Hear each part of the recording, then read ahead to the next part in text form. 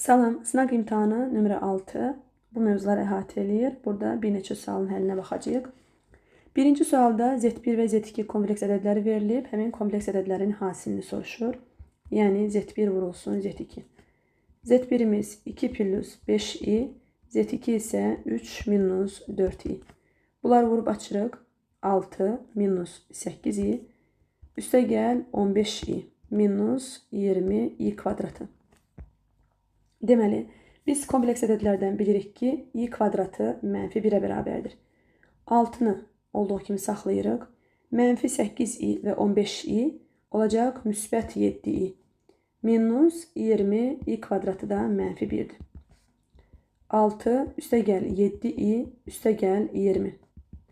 6 və 20, 26, üzərinə də gəlirik 7i. Yəni, düzgün cavab A variantı.